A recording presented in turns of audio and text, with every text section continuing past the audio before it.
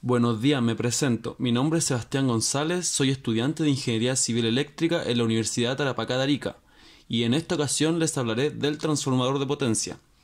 Primero, para empezar, ¿qué es un transformador? Bueno, se denomina transformador a un elemento eléctrico que permite aumentar o disminuir la tensión en un circuito eléctrico de corriente alterna, manteniendo la potencia. ¿Qué elementos componen un transformador? Bueno, está compuesto principalmente de un núcleo magnético que comúnmente es un material ferromagnético. Este crea un circuito cerrado. En sus columnas se encuentran los devanados, que son estas dos columnas que tiene acá. Tiene bornes de alta y de baja tensión, que son estos que se encuentran acá, que es donde se ejecutan las conexiones entre líneas tanto de entrada como de salida del transformador. También todo esto, que es lo interior del transformador, va dentro de un medio refrigerante, que es el sistema que mantiene la temperatura a un nivel aceptable mientras el transformador está funcionando, ya que este suele producir pérdidas en forma de calor que sin este medio refrigerante puede causar sobretemperaturas que ocasionen el daño a este. Normalmente es agua o aceite lo que está en este medio refrigerante.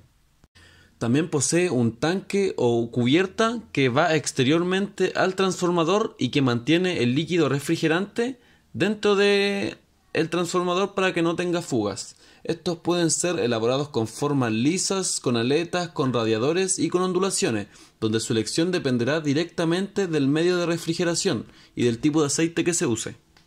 Posee devanados, que son estos que se encuentran acá, también conocidos como enrollamiento o bobina. En este caso solo posee dos. Puede tener uno, puede tener tres, puede tener más de eso. Eso va a depender solamente del transformador. Como en este caso posee dos, uno va conectado a la fuente de energía alterna, que podría ser este, que va conectado a la red. Se le denomina como devanado primario o de entrada. Y el segundo devanado es el que lleva la energía eléctrica a la carga. Se le denomina devanado secundario o de salida. Tiene también un cambiador de taps, que se trata de un dispositivo mecánico que con un giro manual cambia la razón de transformación del transformador. O sea que con el cambiador de taps, al momento de girarlo, puede que si este es el primario y este es el secundario, esos devanados cambien. Tiene un tablero de control, que es algo similar a lo que acabo de dibujar, y es parte del transformador, que posee las conexiones eléctricas para el control. También controla las señales de las válvulas que indican cualquier sobrepresión que posee el dispositivo y redes de protección eléctrica. Y finalmente posee un relé de sobrepresión, que es un dispositivo mecánico que se encarga de nivelar el aumento de presión que genera el transformador para evitar cualquier posible explosión. Placa de características de un transformador. Aunque existen muchísimos tipos de transformadores, sus características técnicas son muy comunes en la gran mayoría, y estas se pueden encontrar en la placa de datos. Y vamos a revisar acá una placa de datos para entender y saber a qué se refiere cada uno de estos atributos.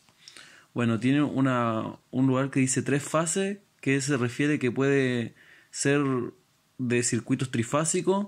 También dice el kilovolt-ampere, que sería la potencia compleja, y la potencia nominal que también tiene el transformador, la frecuencia del transformador, el número de serie de cual fue creado, la tensión nominal, la corriente nominal, la masa del transformador, que es cuánto pesa y todo eso, el porcentaje de impedancia que posee, que sería para los cálculos de circuito, la elevación de temperatura a la que aguanta el transformador, la altitud que uno puede tener el transformador, la cantidad de líquido aislante, el tipo de refrigeración y las derivaciones que uno puede tener, que el cambiador de taps del transformador y las cosas que ya he mencionado anteriormente.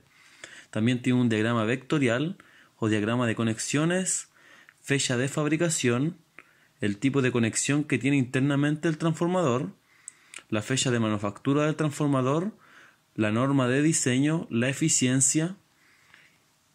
Y esas cosas es lo que posee en la placa. Uno puede saber mucho del transformador con el solo hecho de analizar la placa.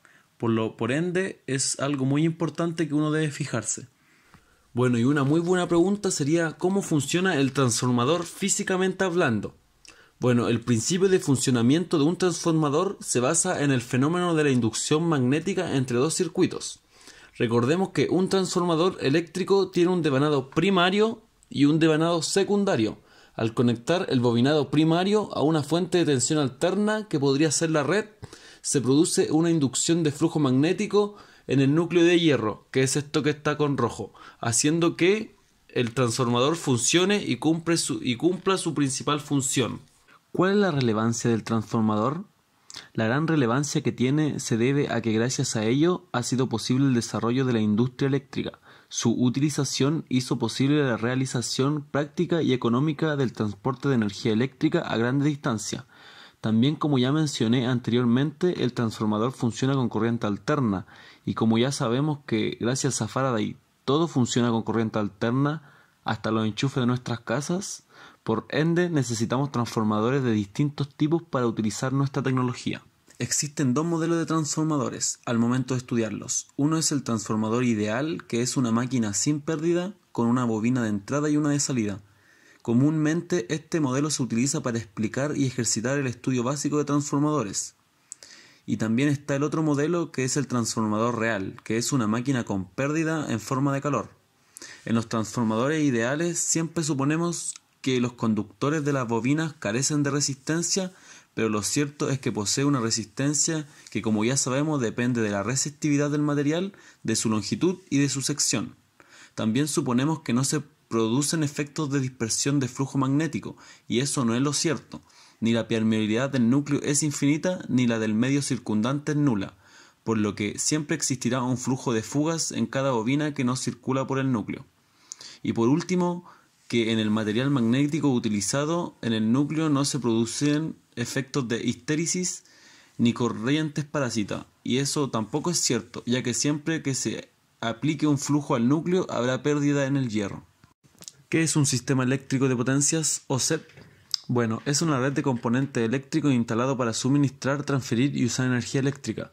Un ejemplo de un sistema de potencia es la red que proporciona energía a un área extendida. La función de SEP es abastecer a todos los usuarios con energía eléctrica tan económicamente como sea posible, en la cantidad deseada y con un nivel aceptable de calidad, seguridad y confiabilidad.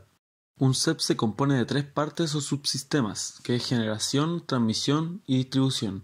La generación corresponde a la producción de energía eléctrica y se realiza en centrales térmica, hidráulica, entre otras. La red de transmisión transporta la energía en grandes cantidades desde las centrales de generación hasta los centros de consumo. Y finalmente la red de distribución canalizan la energía eléctrica desde los puntos de conexión con la red de transmisión hasta los consumidores. ¿Qué es un sistema de red transformador carga? Bueno, para lograr entender este sistema se tiene que tener claro que son sistemas independientes y que operan de forma interconectada. La generación de la potencia se realiza a tiempo real en la red, o sea que lo que se genera es lo que se consume. Se hace esto por un simple motivo de que si se genera más o menos potencia se produce lo que se llama un blackout, que sería prácticamente un apagón por falta de potencia. En Chile, cuando sucede esto, se recurre al llamado teléfono rojo, donde las generadoras llaman a las mineras y les piden que disminuyan el consumo de ciertos megas, a cambio de una suma monetaria.